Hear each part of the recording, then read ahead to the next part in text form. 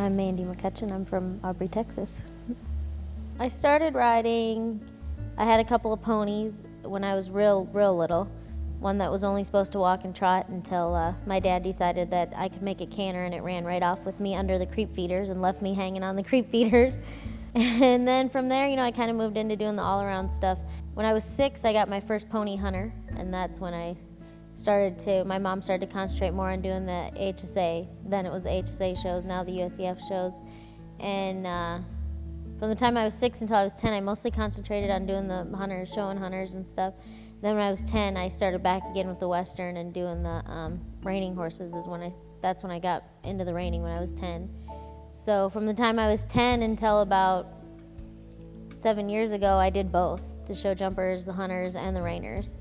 But as my family grew, my time got less and less, so I kind of had to eliminate something.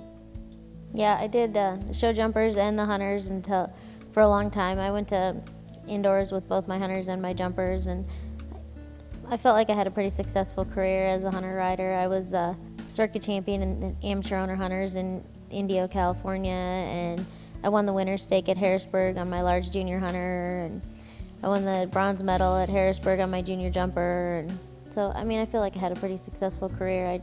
Time was not on my side for that kind of thing. Since Tom and I got married, he has a large business that keeps us very busy, and we have 2 kids, and they both play sports also, and so I don't want to miss any of that either. I feel like definitely showing hunters and jumpers made me the showman that I am today. It made me it gave me the skills and the know-how to walk in the ring and get things done.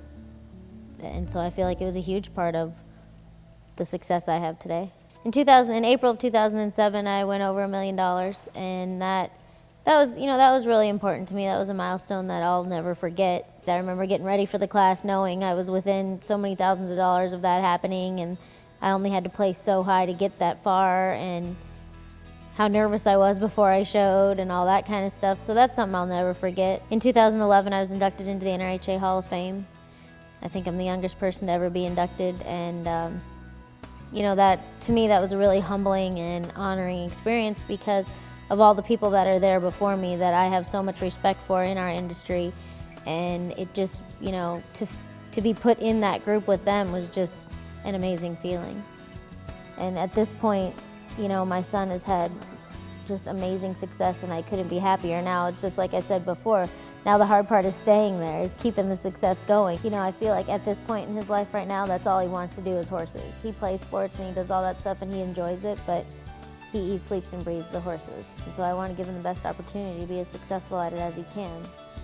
I don't know if Carly's going to have the passion for horses that he does or not, but she sure enjoys it, and she has a passion for animals, dogs, cats, bunnies, whatever. She has a passion for animals, and so I can see that in her, and so I could see the horses being a huge part of her life as well. So when Tom and Rox set out to build this place, it was almost, they wanted it to be perfect. So we took what we did at Green Valley. Tom originally built Green Valley, and so we took a lot of what we did there and brought it over here, changed a few things to make it really user-friendly. We wanted everything to be user-friendly, easy to work out of. And then the beauty of the place is just the icing on the cake for me, the way it turned out and what a nice view it is when you drive in. First and foremost was workability, and I think that it has that. I think it has all of that. Well, things have grown a lot. We have, besides Roxanne, we have Sarah Willman and Oldenburg Farms, and they all have some great brood mares. So now we've bred all those mares over the last few years, and we have all these babies coming up that we have to ride. So we have lots and lots of horses in the barn to ride, and just trying to keep perspective, I guess, on all of it, on how amazing it really is. We have a great staff right now, we have great clients, and we're trying to breed some of the best horses in the business, and so I'm really excited about what the future holds for us.